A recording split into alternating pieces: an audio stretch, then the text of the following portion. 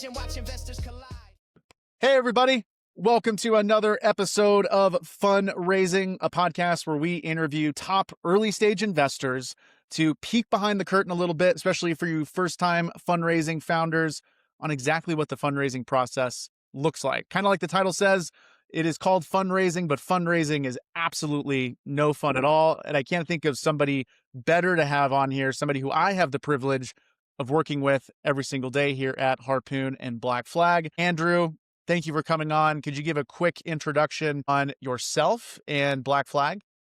Matt, honestly, the honor and privilege is all mine, especially to work with a creative genius like yourself. So, hey, everybody, my name's Andrew. I actually was born in Canada, grew up in Colorado, went to the University of Southern California on an ROTC scholarship, so the military paid for school, and then I went and defused bombs for the Navy for about 8 years. So, wild tour, went all over the world, lived in Rota, Spain for 3 years, and then went all over Europe, Africa, and the Middle East. And then my second tour was out of San Diego, spent a lot of time in Asia, focused on that problem, and got exposed to the undersea drone portfolio, and I was just frustrated with how behind we are in so many different ways, right? There was better AI in every single consumer app on my cell phone than the AI we were onboarding to all of our undersea drones, and felt like I could do more on the outside than I could within the organization. So I put my name in the hat to go up to Stanford. Actually, before that, joined Harpoon while we were incubating a company called Vector at the time, served as an interim chief of staff before they had a full-time hire, and caught the bug for early stage. I just love being in high-performance teams, really small environments. I love the lateral latitude that you have, working on audacious problems. Caught the bug 2 years ago, and I've been doing early stage venture ever since. So I now sit on the deals team. I'm also on the government go-to-market team, and programmatically the program director of Black Flag, which I'm happy to dive more into detail. But that's one thing that I'm incredibly excited to talk about here today. Yeah, I love it. Such an incredible background. I think a lot of the founders, whenever they get to work with you, appreciate how much of the operational experience, obviously with the military background and all the experience you can bring from that, but in the founder experience as well with Vector, and then obviously working hand in hand with a lot of these other companies. Could you give a quick overview on the Black Flag program itself? What is it? What type of companies Black Flag is looking for? Stages, check sizes, all those stats? Definitely. And I think the best way to phrase it is Black Flag is the next evolution of Harpoon Ventures, right? We believe that the venture world is bifurcating. You have these big Goliath firms like Thrive Capital, just raised a $10 billion fund, A16Z, $15 billion. They're going to be incredibly good at the growth stage, right? Series A and beyond, to be honest. And a lot of the other side of the barbell is these early stage boutique specialists, which is right where Harpoon sits. And we specialize in helping our founders navigate government go-to-market, whether that's just for a customer or non-dilutive grants, literally to get money to build the things you were already going to build anyways. And Harpoon was born out of necessity, not only just to go earlier, but the fact that we saw a gap in the market of all these different accelerators and what they were doing for anybody that was building for the national interest, right? YC has historically been a lot of consumer apps. Now they're doing agent, and they're starting to dabble in defense tech, but they don't really have the network of opportunities that we do within Harpoon. They don't have the subject matter expertise to know how to navigate the market. And we had so many founders that were just like, hey, why isn't there a YC form for defense tech, right? And that's kind of where it was started. Black Flag has evolved much beyond just defense tech, where you're looking at energy, you're looking at AI infra, you're looking at AI in general, because anything that is not only just for economic prosperity, but also for the national interest is squarely in the investment thesis of Black Flag. And so we've created a 6-week curriculum. Each week has its own topical theme. It's all virtual because we want to make sure that we're adding value to the founders. We're not distracting from the things that they're building. And then we partnered with the most amazing companies on the planet too. We got partnerships with Microsoft for startups, with Google, with Anthropic, with Palantir, with XAI, and like the list goes on and on. I think we're at 22 partners total. And over $1 million in credits. Yeah, exactly. So we do an average check size of $250K to $1 million, but we also have over $1 million in free credits for our founders, right? We want to just continue to add as much value as we possibly can, not just on the government side, but also with the partnerships that we have. Love that. That's a great summary. We'll talk more about some of the details in Black Flag as we go. But the first part of this interview is a little bit more about you. You mentioned spending some time in the Navy, going to Stanford and all these pieces, but what was maybe the decision that you made? You talked a little bit about getting that bug.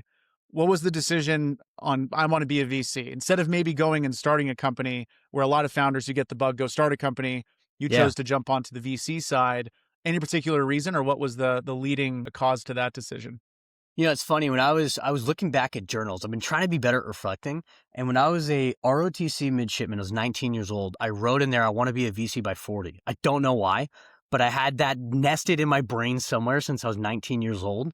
And I think where it manifested was once I actually got to see the early stage development of a company and be in it, you realize that when you're a founder or you're building these companies, you're in depth, right? You are going so deep on a very specific problem. You get obsessed with the customer problem set. You get obsessed with the solution. Whereas VC is more about breadth.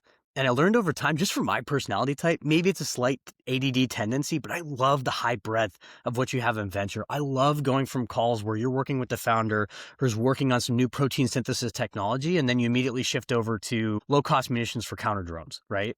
And for me, I just love the high engagement and the intellectual curiosity of doing so many different things and helping these companies along the way rather than just going really, really deep in an area. So I think first you got to ask yourself the question, do you want to be a mile wide and an inch deep, or do you want to be an inch wide and a mile deep? That's a great way to look at it. I mean, and you've been both too, Matt, like for you, right? Yeah, You've now been founder turned VC, right? Which is historically how you get into venture, right? Like for you, what was it? I mean, exactly that. I think I realized that I was not a good enough founder because of the fact that I never found that thing that I could go a mile deep on. And, I tried to, I found ideas and did, but I realized I'm not the founder to do that, which is why it's so exciting when we get to talk to people that have found that inch that they can go a mile deep on. It's one of the, I think, most magical things, and one of the things we get to do. It actually goes into one of the next questions here, where what is one of the best parts about being a VC? You kind of hinted on it in working with some of these founders. Are there any other parts that you want to highlight there? And then kind of the back end of that question is, what is your least favorite part about being a VC?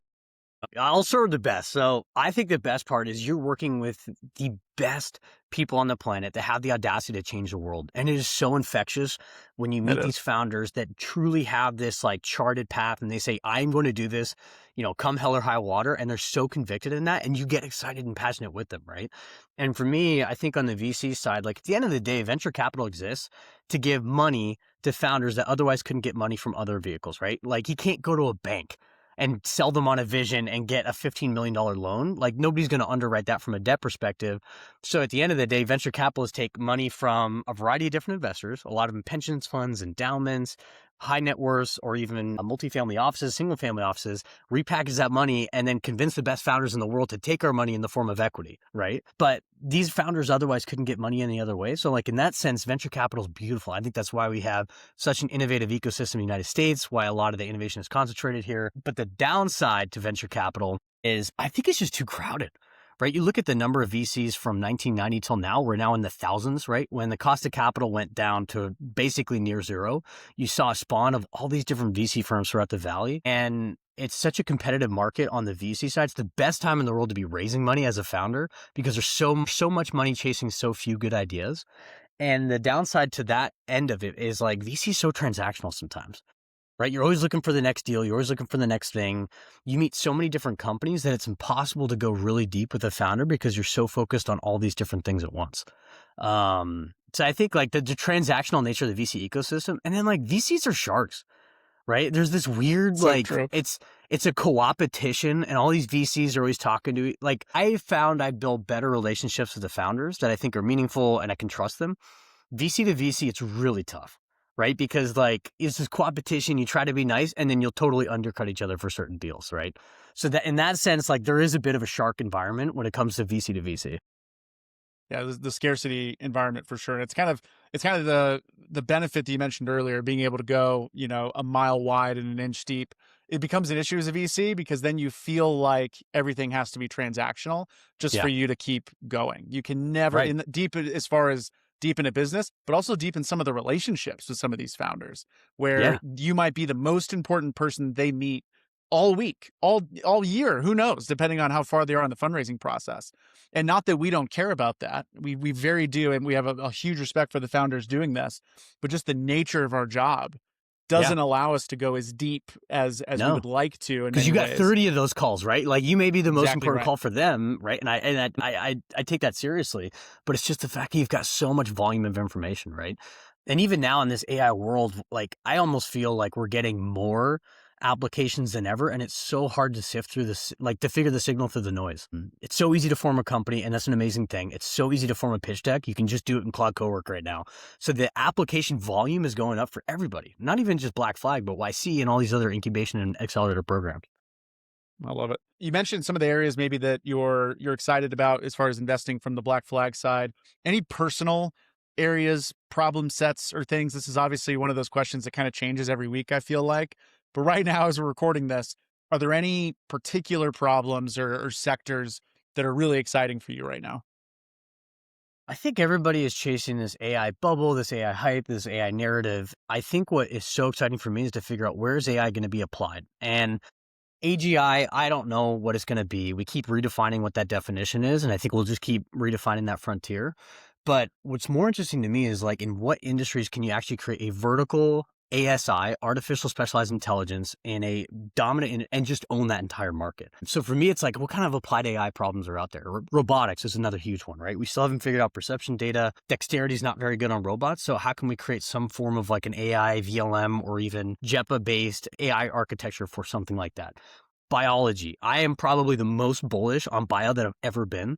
I think AI has enormous applications for bio in a lot of ways, not just like clinical drug trial, but just simulating different clinical trial treatments, protein synthesis, drug discovery, peptides. There's a whole host of things that I think can be improved from a bio side, not even just with therapeutics and treatments, but just longevity, right? This idea that like, they call it the biological escape velocity. For every year we live, how many years of meaningful life are we actually adding? Like healthy years, not wheels decrepit in a wheelchair. I think it's at about 0.6, 0.7 right now, but it's getting higher, right? That's pretty crazy to think about.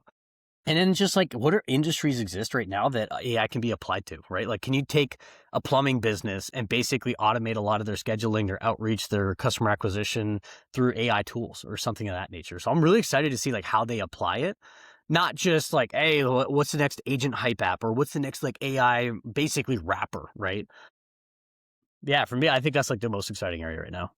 Yeah, I love it. Those are all good. I think that we're in this new wave of AI, and it's hard to get lost in the noise, but I agree with you that the industries that are created, some of the hard problems that historically have maybe been too hard, now have a chance, and if anything, maybe have a lot of opportunity. So, very excited about that. Last question in this section.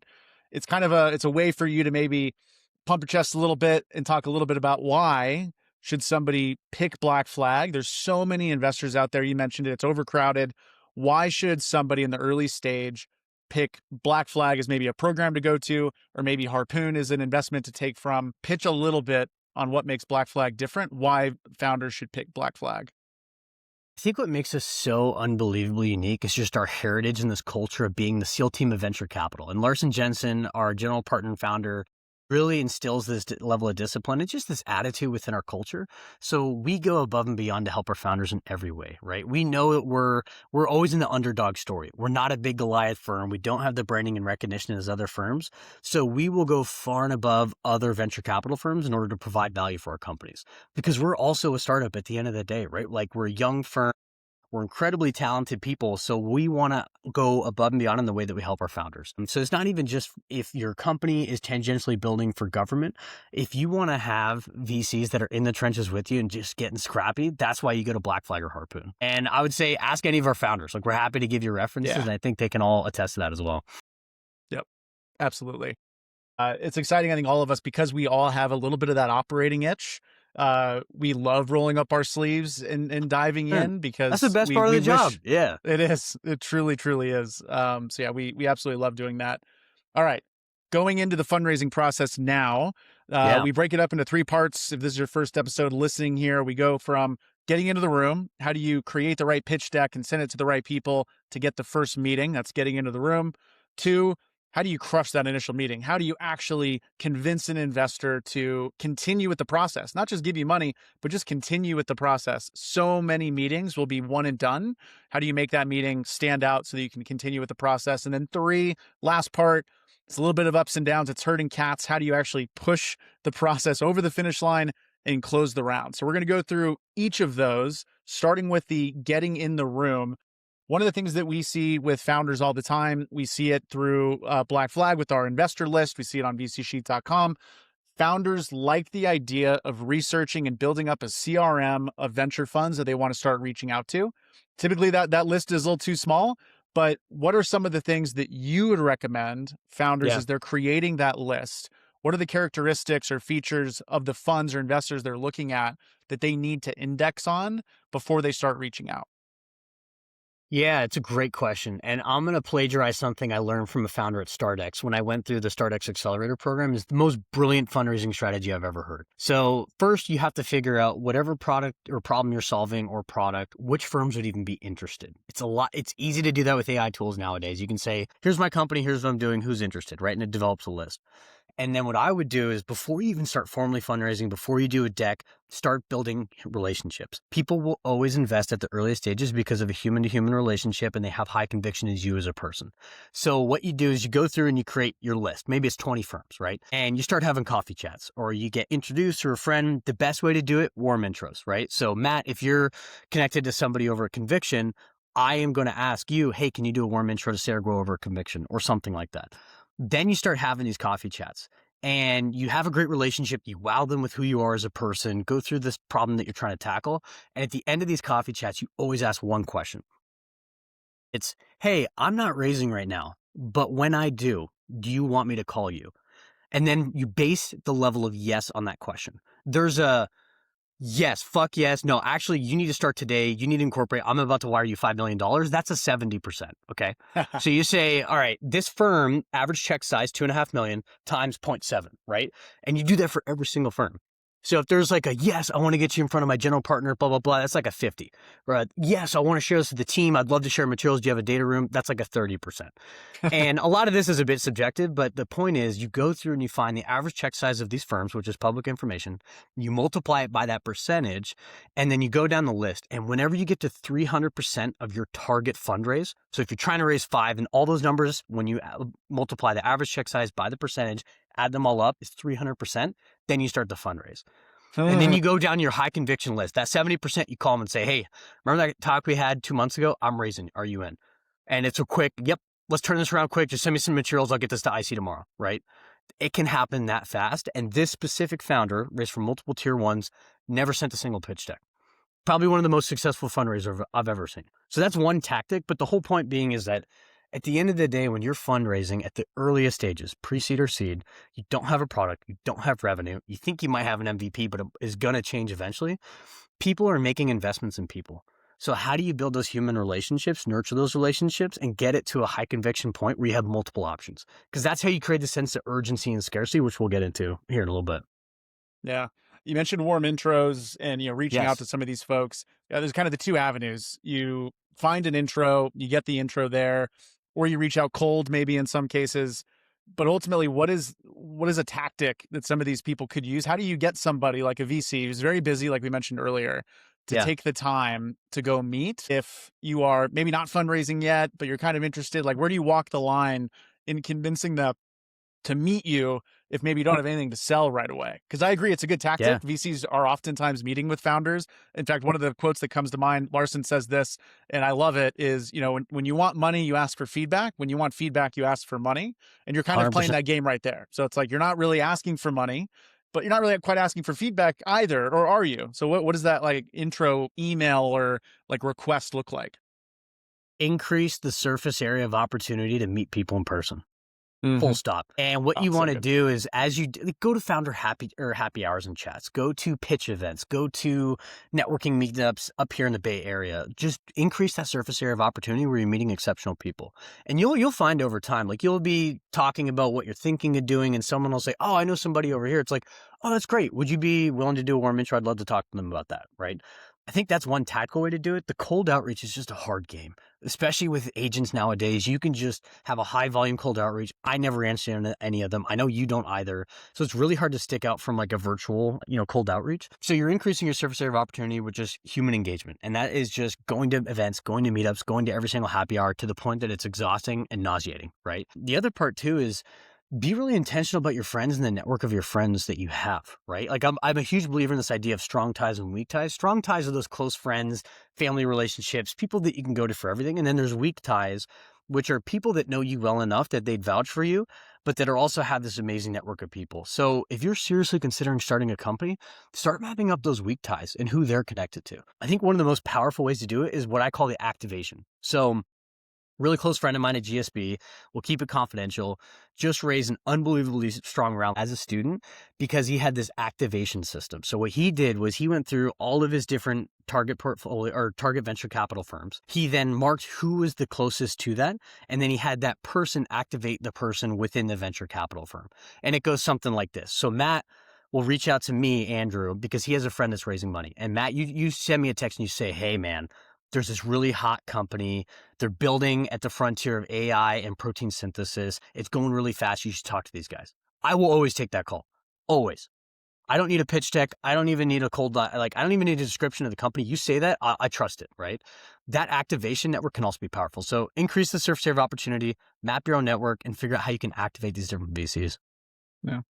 And one of the things that I've heard a lot on this is same exact thing is how do you actually expand your network ahead of time? A lot of times founders wait until they're like needing to raise capital right away, where the fundraising process almost starts months before. So even if you're listening or to this, a year you're before, kind of thinking about it. Yeah, or even years before. You're exactly right. It's like if you are even thinking about maybe starting a company, you might as well start building that surface area right now, and it'll pay dividends later.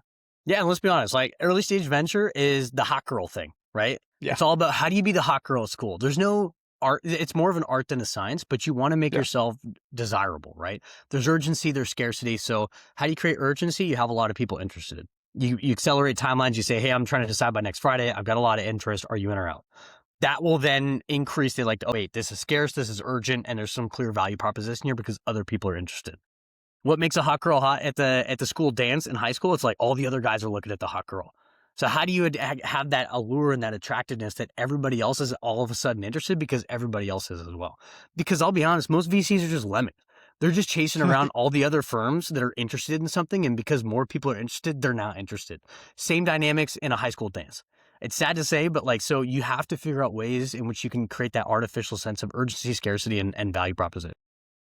And the reason why is kind of playing off a little bit earlier. We mentioned VCs are a mile wide and an inch deep. And the reason that is, we're scattered. So we have to rely heavily on other people that we know and trust leaping and making decisions. Totally. It pulls a lot of weight. So I think, being a founder, I remember a lot of founders listening to this. Founders hate is not the right word. Dislike VCs strongly is maybe the better word. We're a necessity in a lot of ways. Founders don't appreciate that. Not a lot of VCs are easy to work with and feel rude, all these things. And a lot of it is around conviction, where it's like, last week you said you weren't interested. Now that a tier one is interested, now you're interested. Like it creates this relationship. So this is more for founders listening to understand it's not personal, but a lot of times we have to operate off of these relationships and conviction of other people that we know and trust, even though it seems like maybe that's unfair. That's just the name of the game.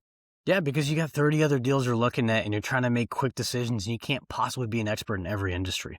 And it's so hard to tell at the earliest stages. So you're taking high conviction bets on people. And if other high signal firms are interested, that's usually a good indicator that there's something special about this person. You should take it seriously.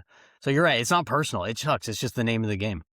Yeah, exactly. All right. Let's talk a little bit about the pitch deck. We had a lot of questions submitted in this process on the pitch deck itself. The pitch deck is, in some cases, it's everything that you could send to a VC to get that first impression, all these things. Even if you have a warm introduction, sometimes getting that pitch deck allows us to get full context before meeting. Do you have a slide, a stat, something that we get a lot of pitch decks. We get hundreds maybe per month. Is there a slide that you go to right away that you look at that maybe holds more weight than any of the others? 100%. Like if I could only look at one slide and try to make a decision. And again, I think let me take a step back. When you submit a pitch deck to an accelerator like Black Flag, and it's a virtual submission, meaning you are not pitching it, the deck that you read should be different than the deck that you pitch on a Zoom call, right? And I really want to emphasize that because the goal of that pitch deck through the submission page is to get the first call. That's it. How are you interesting enough? How are you compelling enough that you will get an intro call? That's your goal. Your goal is not to raise money. It is how do you get the first call? So when you think in that logic, at the end of the day, I think the average recruiter spends 7 seconds on a resume. Think about it, your whole life truncated on one page and they spend 7 seconds. VCs probably spend a little more than that, if I'm being honest. And then a lot of the reason they make the decision is like, is this a really competitive or compelling team? Is there a clear founder market fit? Because we're pre-seed seed, we don't have a product, we don't have revenue to base it off. Is there clear alignment with who the person is or the team is and what they're trying to solve? So for me, it's that team page always. And it's the one that I don't think people put enough emphasis on. And it's the name, it's what you've done. Maybe it's a couple like Boy Scout logo badges of cool, programs like Stanford you've been to. But at the end of the day, what you need to get through in a glance review is this is such a compelling human being that has the audacity to create a unicorn company and it's worth my time, right? Like that is selfishly what you should be thinking. And what I would do is test it with your friends. Send a pitch deck to your friends, have them look at that page and be like, what did you get out of it? Like in 2 sentences, tell me what this told you, because you want to get the really compelling parts of who you are as a person to be interesting enough for that first call. But that's the one I would say is underemphasized. I've seen pitch decks without a team slide. Rare for me to want to take the call, honestly. If I don't even know who you are, if you're not compelling enough, then where is this going to go? You could have a great idea. It doesn't matter, right? So that's one I think that deserves a lot more love than founders give it credit. What is a big mistake that you see founders make on that team slide? So not including it, obviously, maybe not packing it with the right information. Any other mistakes that you see founders make on the team slide? Yeah, I mean, I would say being too humble or being too reserved about what you want to take credit for. Like take credit for all the amazing things that you've done in your life. And it doesn't even have to be just professional. I've taken calls because you see a founder as a Michelin star chef and now they're building a deep tech company, but like that's interesting. Or I ran a 100-mile race in Antarctica. That's cool too. Like if you can just be an exceptional human being in other verticals of life, you're probably going to be a good founder as well, right? Like they'd be able to do the context switching. Bill Gurley just did a pod with all My First Million and was talking a lot about this, that a lot of the most successful founders are incredibly gifted at other areas like languages, music, art, things of that nature. So like try to figure out a way to get beyond just the professional accomplishments that you have, but like who you are as a person in that team slide as well. And I think a lot of mistakes founders make is it's just like picture, CEO, and then just like a couple sentences of like, this person went to this school and they did this, but there's no like action result. There's no, what did you do while you were there? Right? Sometimes it's a standalone. Like if you're an Olympian, it's pretty clear that like there's an action result there. But if you were like had a job at a company and you worked in go-to-market, like, okay, cool. What did you do in go-to-market? It's like, well, I actually like increased our revenue by 400% within a year. That's compelling. Okay. So like find a way to articulate that within the slide that you have. The other question that you, or thing you mentioned earlier is the founder market fit piece. Is that something that you could see on this slide too? Or is that a whole other slide to kind of talk about, the why us, why are we doing this? Should that be on the team slide or should that be on a different slide? It depends on the story. I don't think there's a one size fits all. I think it's compelling enough. Let's say you're building a deep tech manufacturing company and you increased efficiency on the Tesla, manufacturing production line by 300%. Your direct report was Elon. You should probably put that in your team slide, right? In like some shape or form. Now, if there's a bit of a weird story arc to it, like you may not have a manufacturing background, but you're building a manufacturing company, that might deserve its own like why us slide. Because I will also say too, this idea of like disruptive innovation and the Clayton Christensen theory, sometimes it takes an outsider of industry to actually have a distorted asymmetric value for a specific vertical. I'll give you one example. Palmer Luckey had absolutely no business being in defense tech, right? He was a former like gaming nerd turned Oculus. Then when it exited to Meta, he was at Meta for a bit before he went off to start Anduril. And at the time, he had zero federal BD experience. Any military guy like me would have laughed him out of the room. So it's like, what is this like, Hawaiian shirt, flip-flop guy know anything about defense tech? Well, it actually takes an outsider that's incredibly brilliant and gifted to look at an industry and say, wow, this is all screwed up. We need to innovate in these different ways. And he built arguably the most successful venture-backed, defense tech company outside Palantir right now. And he was a complete outsider. So if anybody would have looked at founder market fit, they would have looked at him and said like, this isn't going to work. But that's where, how do you articulate the fact that there is this historical record of excellence through your life? You have just insatiable curiosity and you are someone that people want to follow. You have this magnetic aura about you, whatever that is. So it doesn't necessarily, like founder market fit doesn't mean that you have to have experience in the industry you're building in. Does that make sense? Yeah, it makes perfect kind sense. of a riff, but yeah.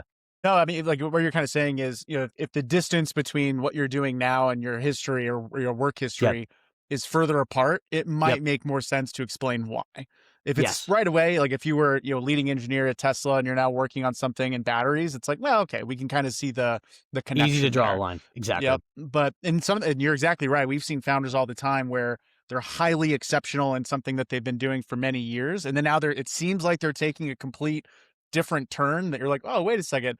But then they have a really compelling story behind it. And Exactly. honestly, those are some of the companies that I love the most because they have a little bit of Same. like, they're exceptionally talented. They have a Yeah. great way of thinking about something, but they're applying it to a whole new industry that maybe hasn't had this type of thinking ever. And then when you can tie a personal story to that, even better. I think it's a great combo. And again, it's hard to articulate that in a slide, and sometimes you need that 30-minute phone call, but how do you get the intro call? How are you compelling and interesting enough that it's worth someone's time to take a 30-minute call out of their day, right? And I Yeah, think that should and be the that's goal as yeah. people structure these decks. And then beyond That's that, why you're like, yes, you got to stick and land the interview. yes, and that's why we kind of split up the conversation in this way, where the very first part is how do you get in the room? Before we jump into the crushing the initial meeting, are there any mistakes or things that you want to highlight about getting into the room? Any mistakes you see founders make? Is there a wrong way that you see founders more commonly nowadays trying to get in the room, get that first meeting? Yeah, I think there's a fine line between persistence and desperation, and it is very subjective. And if you're constantly blowing up a VC, asking for follow-ups nearly every day on your application, it looks desperate, right? Now, there is a persistence, right? Like, I have met founders that have been incredibly persistent in an artful way, and they're constantly adding value or adding things. So if you're doing a follow-up email, don't just say, hey, I'm following up on my application. Like, can you give me some feedback?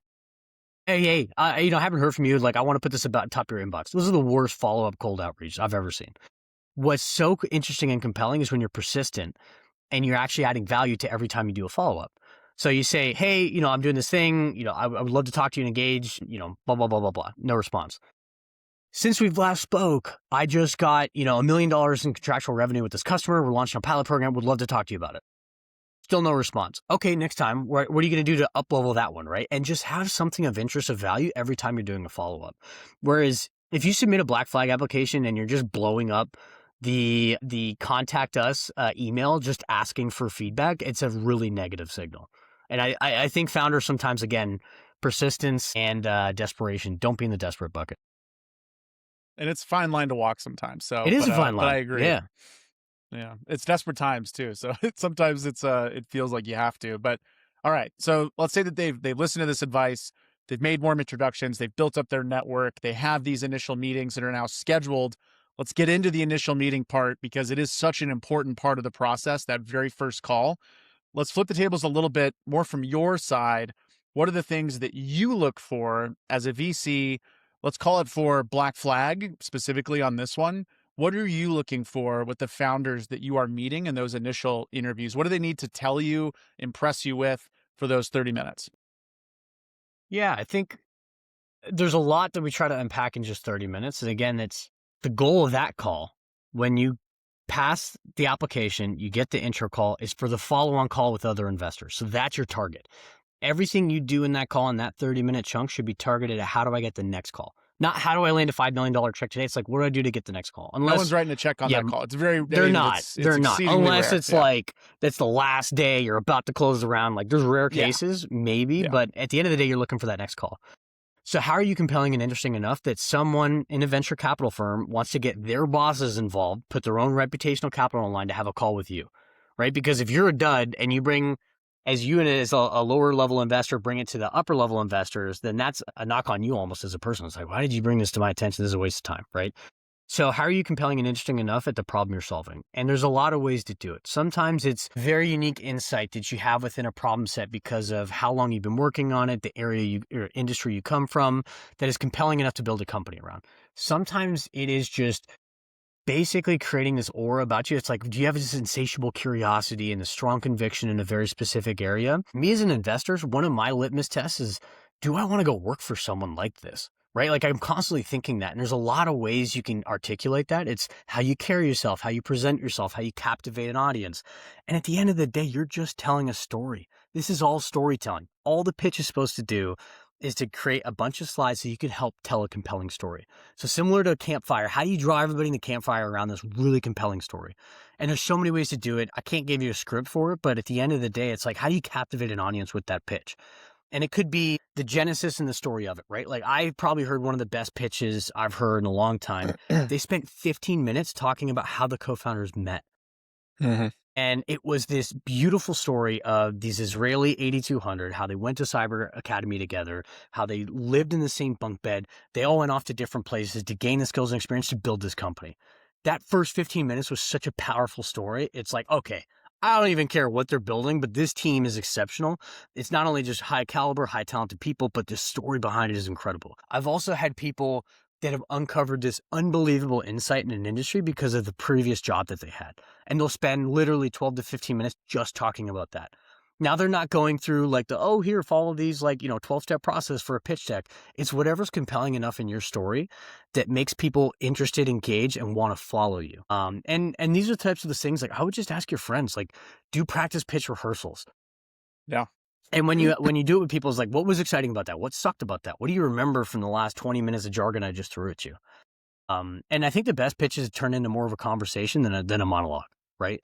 I think it's usually a negative indicator unless you get an investment team. If you go on a 20-minute monologue and there's no questions, no interaction, that's usually not a good sign either, right? So ask periodically, does this all make sense to you? Are you seeing where this problem is? And if it's more of a conversation, a dialogue, you're then bought in and drawn to this relationship. Yep. Yeah, the one of the mistakes that we see often, I'm actually kind of curious. Actually, let me flip it on you first. What are some of the mistakes that you see before I start throwing them in there that founders make during that initial pitch meeting? I think a lot of founders try to make it too statistically dense. Stats should add to your story. They shouldn't be the basis of your story. If you're describing a problem in numbers and things that you can get on Perplexity or Claude, it's really uncompelling. Right? If you're just throwing a bunch of numbers in the air, it's like, okay, how does this all stitch together? Where's the story here? And I think a lot of founders, they miss the forest for the trees, and they don't look and zoom out at the holistic big picture of what's the story, what's the narrative? Because when a VC is investing in a founder at the earliest stages, at the stage we look at pre-seed and seed, we are looking for venture backable outcomes and power law distribution. So we are looking at things like 100 to 500x. And in order to do that, you need to be solving a really critical pain point that potentially could have exponential organic growth because the customer is desperate for your product. So you have to find someone to tell that story. And sometimes it's just having the most amazing, compelling team that can tackle an area and do it better than anybody. That could be enough, right? Sometimes it's having a unique insight on the problem. But again, a lot of founders just get so wrapped in these statistical numbers to try to justify it that they kind of lose the story altogether. And by the end of the call, it's like, I don't even know why they're starting this company, right? Yeah, they can, and it's easy, I think, especially in the areas we invest in. This is maybe a message for all these technical founders out there to get so lost in the weeds of how technically you're doing something, which is amazing, and we care about it. This is maybe another little secret. A lot of VCs, we're not as smart as we may appear to be. So if you go down we're Neanderthals, man. We're running around chewing rocks and mouth breathing around each other. We're impressed. We're meeting with you. You don't have to look as smart as you might with some of your peers. So you meet with other founders and you have to really showcase why what you're building is so important. And technically the marvel that you've built and all these, we care about those things. But it is easy in those meetings to spend 25 minutes all of a sudden going so deep where it would take us another hour to unpack exactly. Now we're more lost than ever. That's a mistake I think that founders oftentimes get into, especially on the hard tech side. Especially the version of the future you believe. I think what's harder than ever is to build a technical moat, only because AI is accelerating innovation in so many different verticals, software and hardware. So if your only compelling point is a unique technical moat you have now, it might not be there in 5 to 10 years because VCs are investing for the 10-year. And the reason we need that compelling story and a high conviction founder that can have these people that want to work for them is because at the end of the day, founders are building to a vision and they're building a company and they want to attract the best people in the world to build on that vision. So if you don't have that aura about you to do that and it's only deep technical, you're probably not going to be a great founder CEO. You might be a brilliant technologist, right? But it's hard to have that compelling story of why are you going to build a generational company? Yeah. We hit on some maybe things that are, not optimal, not great to do in that call, but are there any specific red flags that you see, things that founders will do that you kind of end up just the meeting's already over before it ends type of thing? Yeah, I'm trying to think of how to shoot yourself in the foot, right? During a call. I think, but even more character trait, are there character traits that you see too from founders in those initial meetings that maybe put VCs off? Another one, again, it's a fine line. It's arrogance and confidence, right? And you have to see it enough to really recognize the difference. but you can be incredibly confident and have high conviction and be compelling at the same time that people want to follow you. And you can also be arrogant and a prick. And if you are, people are unlikely to work for you. So we found times where you can have an unbelievably talented, smart founder, but they're just such an arrogant prick that I can't imagine anybody ever wanting to work for them. And I think and I think with founders specifically, it's like, how do you articulate your confidence in a way that's compelling, but not coming off as just arrogant and like, you know, everything, right? And it's okay to say, like, I don't know. Like, I don't know where this market's going to go. I just know that I'm obsessed with this problem. I want to work on this for the next 10 years of my life, and I have the best possible team to execute on this vision. It's a great answer. Sometimes I feel like founders need to feel like they have the answer for everything, and they just start digging a hole. And when they start digging that hole and they just start making shit up, they just like keep digging. And yeah, I get it. When you hit rock bottom, you can always start drilling, but it doesn't work well, especially for that first intro call. Yeah, no, definitely. Last kind of maybe question here is, what question or things should founders leave with before the call is over? Are there any questions that they should ask? Because it's an interview process. They're also interviewing us.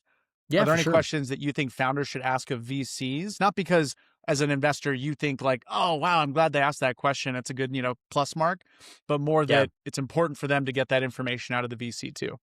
100%. It depends on what you want to get out of the conversation. If you're screening a VC that you want to take seriously, ask them for founder references.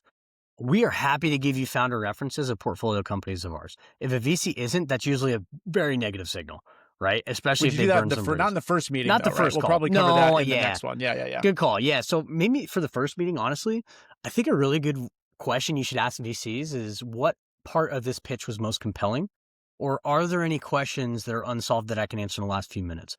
The first question is just tracking, were they paying attention? Do they even understand what you're building? And if they don't, they were tuned out the whole time, and they're probably not worth your time for a lot of reasons, right? Sometimes you hop on a call as a venture capitalist and you're conflicted out. You have a portfolio company that's building what they're building. You didn't realize it when you scheduled the meeting, but 5 minutes in, you're like, oh shit, we can't make this investment. Like, I can't even bring this to investment committee because we're conflicted out. So it's a good way to screen that out, right? The second piece is you get an opportunity to answer any glaring concerns that the venture capitalists have. And if a founder asks me that question, I will always say, I'll be like, yeah, I don't understand your go-to-market strategy. Can you walk me through how you plan to do this? And it gives founders an opportunity to maybe address those red flags. So the first one is like, you're screening VCs because it's so hard in a Zoom environment to see if someone's paying attention or taking notes, right? And if they are just completely tuned out for that 20-minute first monologue, and you ask them a simple question, what was most compelling, and they can't answer that, you should not be engaging with that venture capitalist. It's not worth their time. But the second piece is get an opportunity at the very end to address any concerns. And the only way you can do that is just by inviting them to say, hey, is there anything in this pitch that is unclear or concerning? Like, I'd love the opportunity to answer that now. One of the questions that we had founders asking was, should they schedule the next meeting in that meeting, or is it okay to let that meeting lapse and end and then follow up with scheduling times? Yeah, I think what we try to do, even through Black Flag, is we'll tell you like, hey, these are the next steps. We're going to review as a team. If we proceed to the next round, we'll try to schedule a call with the broader team in a week. If you don't hear that from the venture capitalist, it's a very fair question at the end of the call, just to say, what are next steps? You're not asking for the call, but just what are next steps? And I think you can gauge their level of interest by saying, dude, I need to get you in front of everybody. What do you have tomorrow? Right? Like, that's a strong signal. It's like, wow, this is really interesting and compelling enough that I want to get a call. Right? Like, we just had a call, like 2 of our investors at Harpoon had a call last night. They sent a screenshot to our Slack and they're like, this guy's incredible.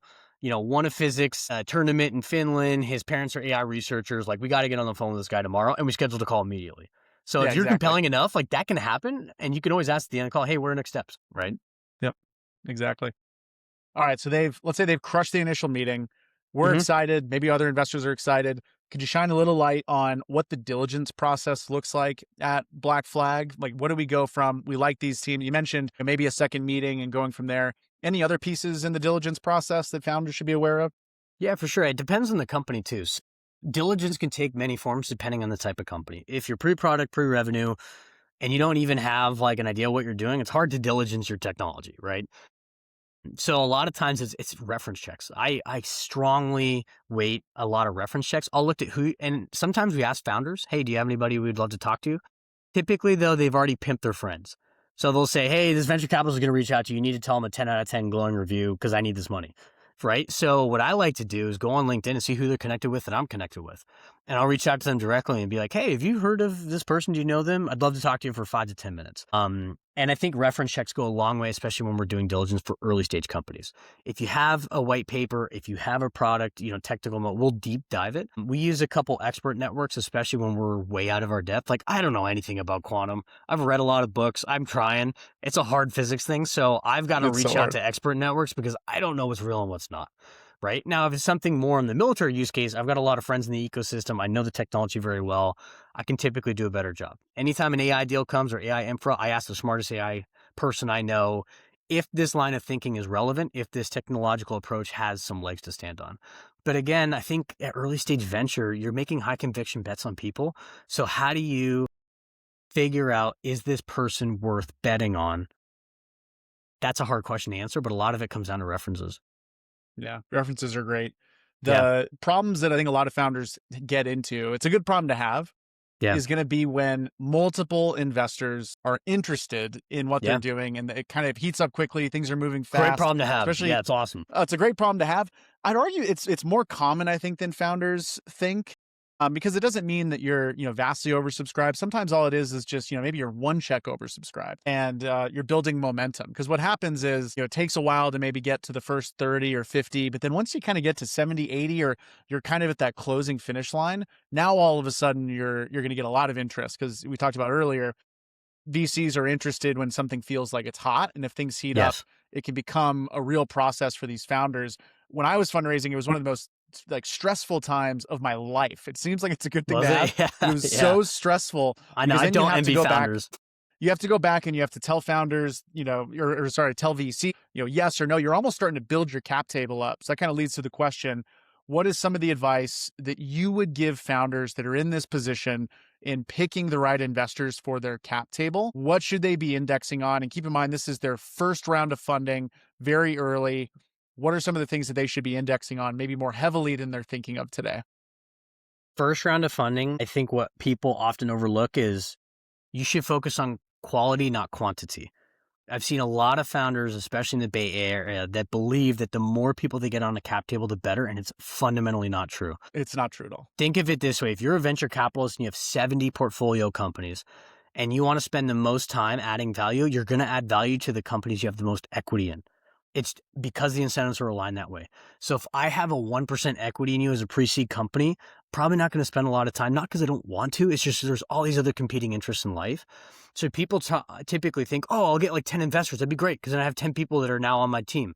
Yeah, but it's 10 people that have a very minor stake and they have low equity percentage. Therefore, they're probably not incentivized to go above and beyond to help you. So I think a lot of founders should focus more on the quality of investors, and it just depends on your company. I think a lot of it is human relationship driven. Like pick an investor or a firm that you just have a great relationship with. You know that you can trust them. They're going to be on this equity journey with you for 10 years plus. That is a human relationship, and you should take that very seriously. I think oftentimes, founders get so aggrandized or are lured to like the logos, but if you don't have a great relationship with either those partners or those people, like they're not really going to be that involved in your company. Capital is readily available. The fortunate part of the founder, at least here in 2026 as the time being, it's not hard to raise money. Make sure you pick the right people because it's a seller's market, right? It's kind of like real estate. There's buyers and sellers market. Right now is 100% a seller's market for founders. It's a great time to raise money. But yeah. One of the conversations I've had in the past, they mentioned that this is usually where founders start to get in the mindset of like, I just want to get this over with so I can get back to work. I get it. Yeah. That is, it can be true. Like that is the mindset, but it can be a huge mistake as well. No, it's like selling a house. Sometimes people list a house and they get so stressed out because they have 10 visits and they get 3 offers and they're like, I just got to pick one. And then they realize a week later they could have sold it for a lot more. Happens a lot with raising money for founders too. So be patient, be cautious. It is a horribly stressful process. I don't envy any of the founders that go through fundraising, but you also want to make sure you're picking long-term commitments for 10 years. You should take that very seriously. It should not be a 24-hour decision. Do you have any thoughts, a common question that we had from founders, do you have any thoughts on tier 1 VCs in those earliest stages? A lot of founders obviously want to take money from Andreessen and Sequoia. Yeah. I'm not putting you on the spot to say negatively on those things because they're great funds, but do you have any advice for founders that are maybe thinking that that's their target? They want to get a tier 1 on their cap table in that first early stage and maybe why it is or it isn't the right choice? I mean, the tier one firms are tier one for a reason. That's why we call them that. They're incredible firms, and if you have the opportunity to have them as investors, I think founders should absolutely lean in. I will say the only word of caution when it comes to tier one at the earliest stages is if they take a huge chunk of equity, let's say 15 to 20%, they're less incentivized to lead follow-on rounds by design. So if you get a Sequoia at a pre-seed, congratulations, you are a rock star company and a rock star person. But if you then go to raise the Series A, they're probably not going to raise the Series A just because they already have the 20% equity stake. They'll do their pro rata. They'll get other firms within the ecosystem to then lead those rounds, but they're less likely to do so. So oftentimes I've seen founders structure it where they go for a gray lock, right? If that's their number one, not because, they're better than Sequoia or A16Z in their internal, pecking order, but it's because Greylock only does early stage. So if they don't come in the A or the B, that's not a negative signal. Whereas sometimes if Sequoia is an early investor, but they're not even in the Series A other than pro rata, other investors start to think, what's wrong with this is Sequoia is not interested. It may just be they already have their equity target. You don't know that because you're not in the room with Sequoia as they're making these decisions. Sometimes by getting a tier one early, it sets the precedent that if there's not a tier one leading later down the road, that's a negative signal. That's the only word of caution I have. But honestly, they're tier one for a reason. They have incredible networks. They have some of the best investing professionals in the entire world. But I think companies should think about the next raise and the long run. And of all the businesses we've seen fail, I think those that fail the most do not have a 5-year time horizon. So have a 5-year time horizon, your milestones you want to hit, and your successive raises. Because if you blow it too early, it's going to be really, really hard to make that up in future rounds. Yeah. Our last question on the closing of the round side, it's very stressful. Mm-hmm. It's very easy for founders to make mistakes, but what are some of those mistakes maybe they can look out for in closing the round and building FOMO and getting docs signed, all these things? Anything that you would tell founders to keep an eye out for and pitfalls and things that they should look out for? Yeah, the mistake is they don't assume that other VCs are talking to each other. We are so incestuous. VCs, it's the co-opetition. We're all sharks and we'll undercut each other on deals, but we will always talk about active deal flow, whether you like it or not. And I've seen founders say, we have a commitment from this firm, and they don't. That is the best. All the time. The number one sure way to kill a deal is to say, hey, we've got a verbal offer from General Catalyst. I reach out to my friend. There's no verbal offer. They're not even at IC yet. Okay. All right. You're that type of a person, right? And it's hard because you do want to highlight all the amazing things and, develop this delusions of grandeur almost, right? For VCs to make them appealing and have this urgency and scarcity, but just don't lie. If you have a written term sheet, make sure you actually have a written term sheet and it's not coming in a week. It's like you physically have it. That's the biggest mistake I see. Because if it does, the deal's dead. At least for the VC firm that uncovers the lie, it's pretty hard to recover from that. Yeah, we see this all the time where they'll say that they have a deal signed or they're very far along or whatever it might be. Then we find out that it's not the case. And sometimes it falls on both sides. And then all of a sudden you're back to square one again. You felt like you were at the finish line and now you're back to initial meetings again. And that you just don't put yourself in that position. It's one of the easiest ways to lose momentum. All right. They've closed the round. Really quick, couple more questions here. The round is closed. What's the biggest mistake you see founders make right after they close the round? They honestly, and this is going to sound so crazy, is they maintain their scarcity hustler mindset. Because the reason that venture capital gives you money is because, one, it's in the form of equity. You otherwise couldn't get it from a bank, but we want you to use that money for high growth things. So take big swings. Go to the PR firm that is unbelievably expensive, but is going to help produce or promote the brand and get recognized. And we've seen so many founders, they raise the money, they get it in the bank, they freak out because they've never had that many millions in a bank account. And they still eat ramen, sleep on a cot, and they refuse to hire the best people because they're trying to maintain their cash burn. It's no, we're doing this to accelerate your business. Use the money. Use it in a very judicious way. Don't be blowing it on stupid stuff or else you're going to blow through it. And maintain whatever you said was your runway. When VCs ask, okay, we give you this money, how much runway does this give you? Don't blow that, right? Because that's also a negative signal. But I see so many founders just they get in this scarcity mindset and they can't leave that scarcity mindset. It's no, you need to be in a world of abundance. You need to get the best people on your team. Probably have to pay a premium for the best people on your team. That's okay. Go to the best PR firms. Go to the best law firms. Go to the best of everything because we want you to build the best possible company. I don't know if you had that experience when you were a founder too, where you raise the money, you're oh, I don't want to lose it.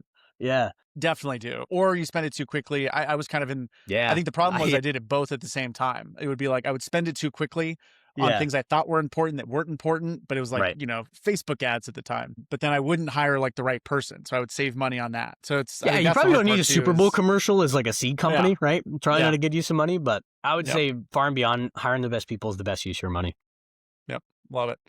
Any of those leading into maybe the final question of what is the biggest reason why you see companies as a whole fail? That obviously founders listening to this are in the earliest stages.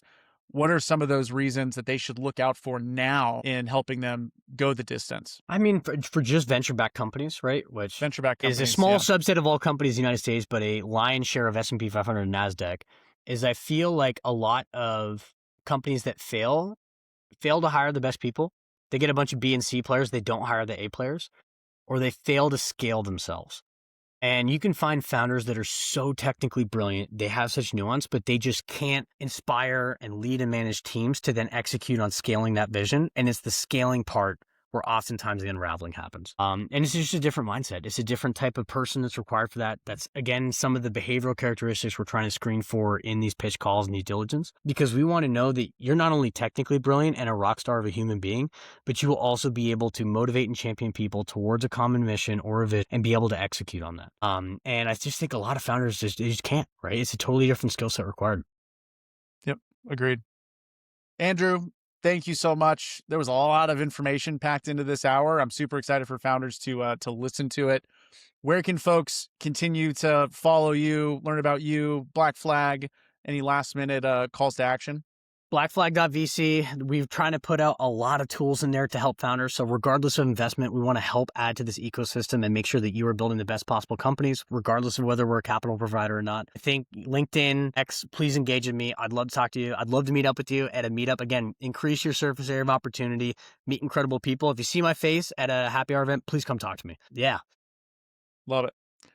All right, Andrew. I'm sure we'll have some more meetings later in the day. Benefit of doing these with somebody on my team. So Matt, thank it's you always for an honor hopping and in. privilege anytime. I appreciate you, brother. I appreciate you adding to this ecosystem and honestly providing tools and information like this for founders.